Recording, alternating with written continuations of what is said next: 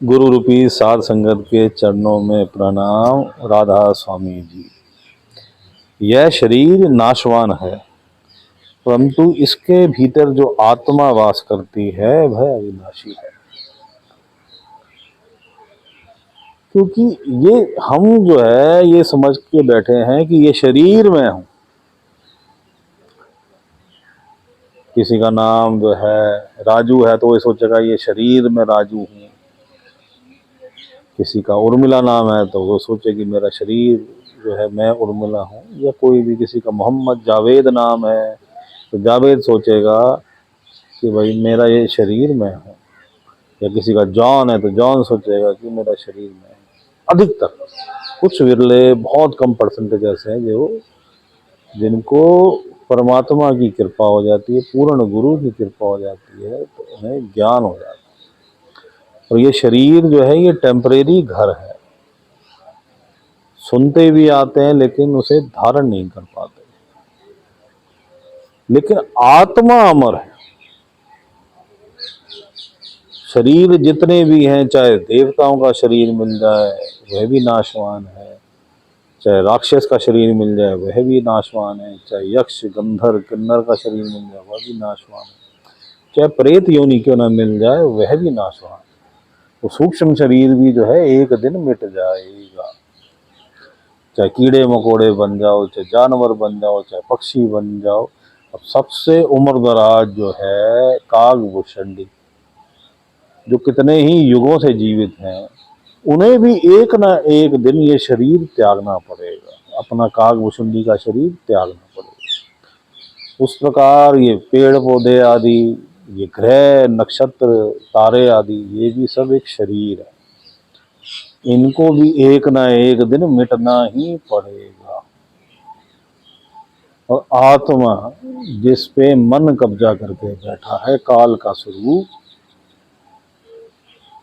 साथ चिपका हुआ है, वह आत्मा जो है वह ना उसको कोई मार सकता है, ना उसको कोई जला सकता है, ना उसको कोई काट सकता है, ना उसको कोई गीला कर सकता है।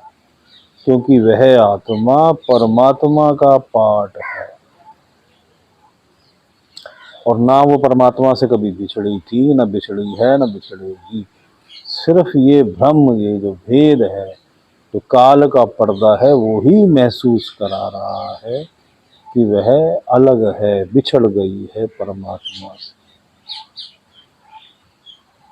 आत्मा ने वापस अपने निज धाम जाना है।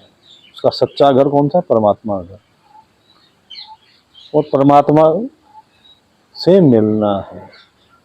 सच्चाई यह है कि ना आत्मा कभी परमात्मा से बिछड़ी थी, जब बिछड़ी ही नहीं तो मिलना कैसा। लेकिन यही खेल है काल का, परमात्मा का खेल, जिसमें काल जो है एक भ्रम उत्पन्न करके बैठा है। जीव कभी भी परमात्मा से अलग हुआ नहीं था, ना होगा, ना कभी भी नहीं होगा। क्योंकि सब गोविंद है, सब गोविंद है, गोविंद नहीं बिन नहीं कोई। परमात्मा के अतिरिक्त कुछ है ही नहीं, कुछ भी नहीं है परमात्मा के अतिरिक्त। ना कुछ था, ना कुछ होगा।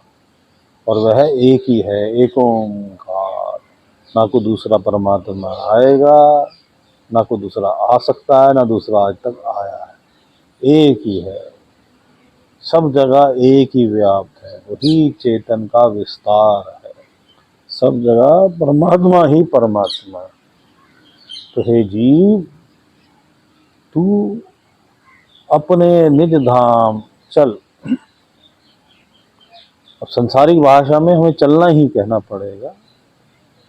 तो तू इस मार्ग में चल, जहां से तू आया है अपने ही घर वापस चल।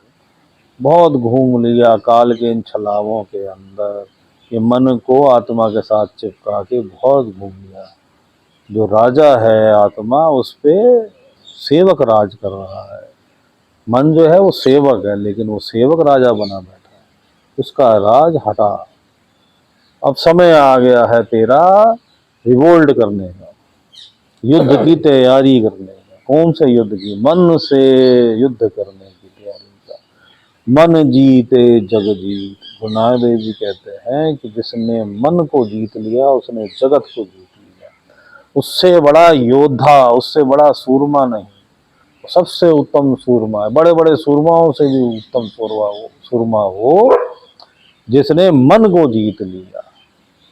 ये जीव तो अपने मन को जीतने की यात्रा पे चल, अपने अंदर शौक उत्पन्न कर परमात्मा को मिलने का, और उस रास्ते पे चल, ख्वाहिश उत्पन्न कर, सीकिंग कर, डिजायर कर, एक डिजायर टू मीट यू, परमात्मा को मिलने की डिजायर, परमात्मा को मिलने की ख्वाहिश, और उस एक ख्वाहिश से बाकी संसार की सारी ख्वाहिशें जो हैं वो पिघल जाए, वो भस्म हो जाए, क्योंकि ये सब संसार की ख्वाहिशें ही तेरे जन्मों की उत्पत्ति का कारण बन रही हैं, बार बार तुझे नई नई योनियों में ले जा रही हैं।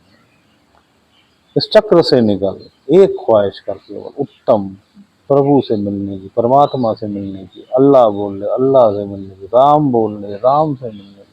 वह राम जो कण कण में समाया है, वह अल्लाह, इसे कोई नाप नहीं सकते, ना जिसका रूप है, न रंग है, न वेश है, उसका तो न रूप, प्रकाश स्वरूप है परमात्मा।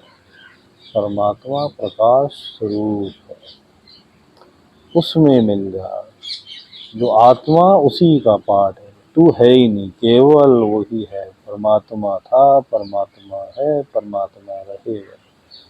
उसी में ध्यान लगा, संसार से हटा, परमात्मा में लगा। तो मेडिटेशन में बैठते हैं, ध्यान को संसार से हटाते हैं, संसार की डिजायर से हटाते हैं, और एक डिजायर परमात्मा की, परमात्मा में लगाते हैं। कहाँ लगाते हैं? दोनों आंखों के बीच में, पीछे करके, थर्ड आई सेंटर, तीसरा तिल जो है, बिंदी वाला स्थान, जो तिलक वाला स्थान, वहाँ लगाते हैं।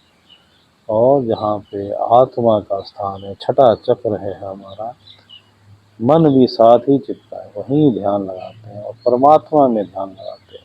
और अगर आपको पूर्ण गुरु कामिल मुर्शिद मिल गया है तो उसमें ध्यान लगाते हैं वहीं पे, गुरु परमेश्वर एको ज्ञान।